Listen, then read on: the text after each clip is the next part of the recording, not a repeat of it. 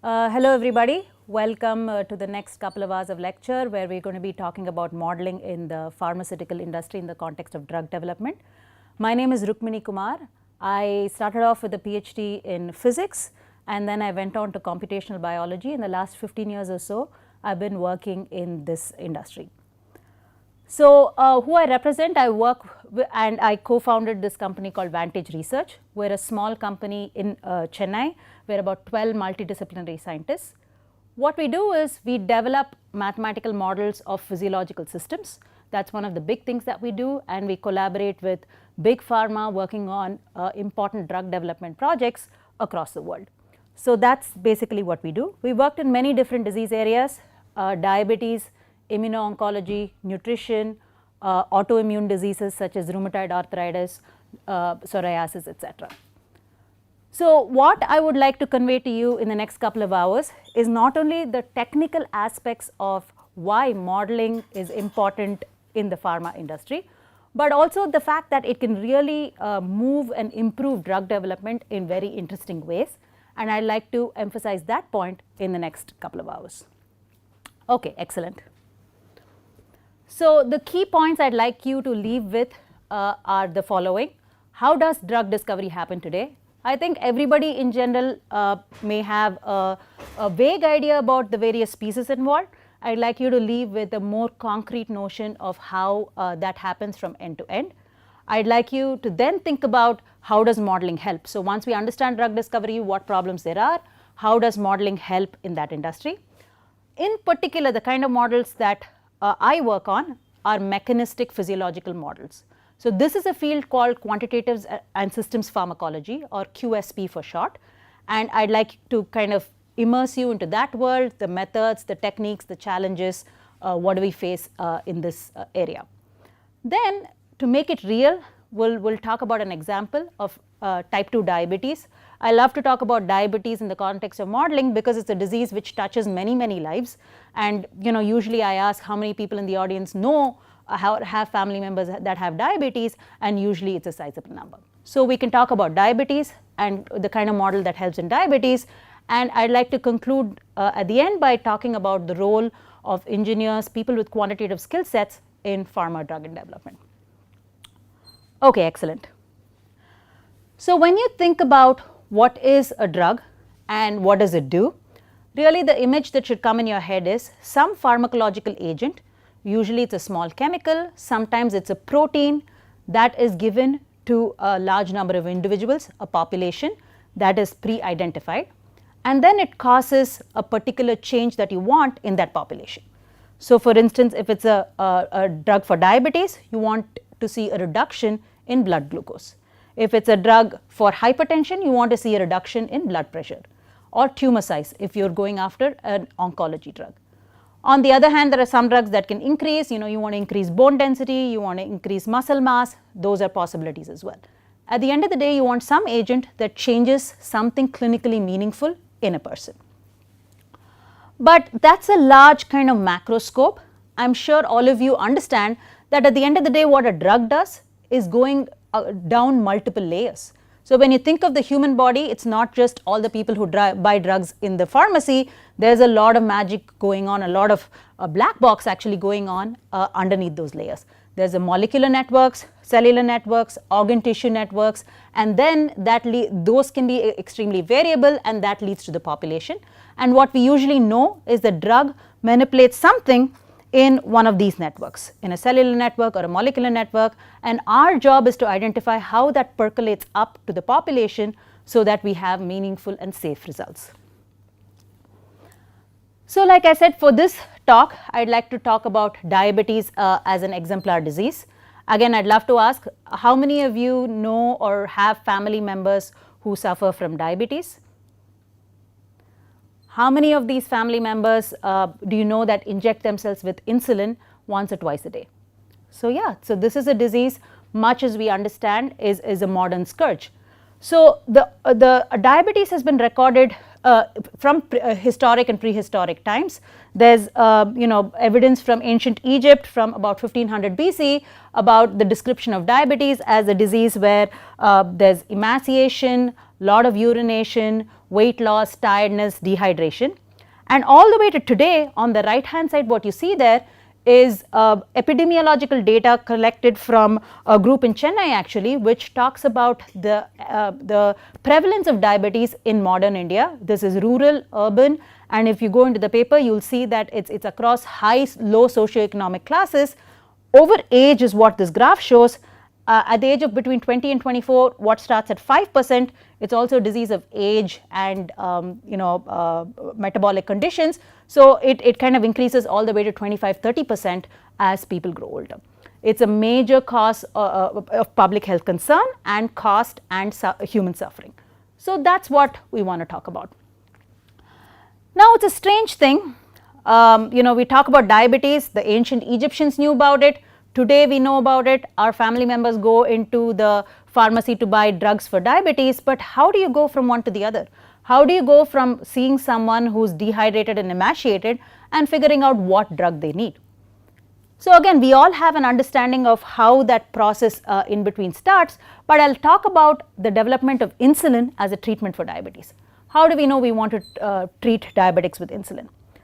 So the first thing which is of interest is anatomy itself. So early in 1860, people identified an organ called the islets of Langerhans. So these are sitting near the pancreas. So that was interesting. That's something that is a curiosity. But as we accumulated knowledge, there were animal experiments, and in these experiments, what they found was when you had dogs and you did pancreatitis to them. So why the experiment came about is a harder question to ask, and there's plenty of books written about the history of development of insulin. But what they found, this group Minkowski and von Behring, was if you take the pancreas out of dogs, out of healthy dogs, they have symptoms of diabetes. So they urinate excessively, they show extreme tiredness, and at that point we are also measuring blood glucose. So they see all of those symptoms in those dogs. So okay, that's curious. The pancreas is somehow important, and not having the pancreas causes symptoms of diabetes. Then in kind of fascinating and pivotal work, a group from the University of Toronto, Banting, what they did was they isolated the secretion from the pancreas, which was insulin. They injected back the insulin to pancreatic dogs whose pancreas have been removed, and they found that injection alleviated the symptoms of diabetes. So here's a dog, you take out the pancreas, symptoms of diabetes, you inject back something that is secreted from the pancreas into the dog, and the symptoms are alleviated. Okay, we're on to something. So in what may have been the quickest turnaround between something that was discovered in a lab to something that was manufactured as a drug, by late 1920-1930, insulin was mass produced by a pharma company called Eli Lilly and marketed to people with diabetes. So before this, we think of diabetes as a lifestyle disease, but before this, diabetes could be a life sentence. That means you either lose your leg, or if you have type 1 diabetes, you watch children die, and there's not much you can do. So this changed the way people think about diabetes. But at that time, what's interesting is we're still in the dark ages when it comes to the genomic revolution. So people, to make insulin, what they had to do was look at other mammals like pigs and cows, take their pancreas, crush them up, extract the right amount of insulin, and then put it in little vials to sell. So that was kind of still very path breaking, but when we look back, that's kind of a very difficult way to do these things. Then in the 60s, Sanger, by this time we know the structure of the DNA, we know DNA, RNA, and we've got the fundamentals of molecular biology, and insulin is sequenced. Once insulin is sequenced, then we know we can generate insulin using recombinant technology, and then Genentech and Eli Lilly, by the time in 1980s, they were mass producing recombinant insulin. They still marketed recombinant human insulin to distinguish it from the cow and the pig insulin that we had before, and that was kind of again another path breaking development. So here you have end to end kind of the fascinating story And there's a lot of drama and a human element in the story going from one arc to the other. I have presented a very simple story here, but you can see all of the various elements that go into identifying what the problem is, finding what the solution to the problem is, generating that solution, mass producing it, and then making sure it reaches the right people. So that's kind of that history which spanned about 100 years or so. Now what we want to do is to bottle this magic. So we want to be able to go after difficult diseases, find what the problem is, find the right solution, and find a way to get out of to find a way to solve these things. So if you kind of distill what happened in what I showed in the last thing, really you have what structure of chemical you want, you have all of this accumulated knowledge. From there you want to do what is called a randomized control trial, and I will talk about that in a second. But basically what you want to do is you want to make sure that the drug works in humans that need it, and once that's done, success, the drug works and it can be administered to anybody that wants it. So one of the key things that we should understand in modern drug development is the concept of a randomized clinical trial. So here what I have shown is you recruit say 100 people, you want them to be case matched, you want them to be very similar 100 people, then you divided them into two groups of 50 each. To one group you give your standard of care, whatever regularly people gave for diabetes, maybe it's metformin, maybe it's not much at that time, so you just leave them as it is. To the other group you give them your drug of choice. Now you have to be very careful with the randomized control trial. Usually these are double blind as well, in the sense neither the patient nor the physician knows which is the control arm and the trial arm. So if you are injecting the trial arm with insulin, you have to find an injection with just serum or nothing in it to inject the control arm. So once this double blind trial where neither the patient nor the physician knows what the drug is or who is getting treated, once that proceeds, then at the end of the trial in a predetermined time in 4 months and 6 months, you ask the question whether the treated people showed better symptoms or was their disease improved compared to the untreated group. So this is a hard bar to cross, and there is a lot of complications about placebo effects, etc.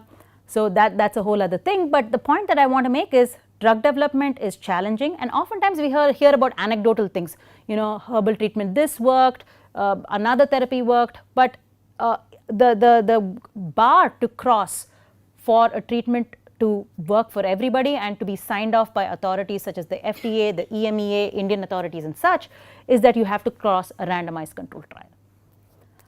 So that's ideally the process that drug development takes. Do you expect that it will be this smooth every time? Nothing is that smooth in real life. So going from this part of discovery chemistry, preclinical is anything that happens in animal models, not humans. So animals or in vitro systems, anything that happens is preclinical. From there to clinical, which happens in humans, and then to what is in the real world. That's the thread, but nothing is that simple. All kinds of questions come up. So as you can imagine, very early in the chemistry, you're not exactly sure how your the protein or the molecule you're designing should be. So oftentimes companies have one early molecule, one late molecule with different properties. The other thing is, what is the right thing to measure?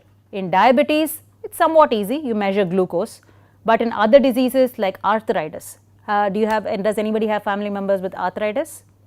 Fewer, but it's a disease of inflammation, and often patients have a lot of pain in their joints. So then it's much harder to find what is the point of clinical efficacy.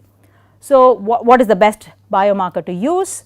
That can be something that people struggle with when going from stage 1 to stage 2.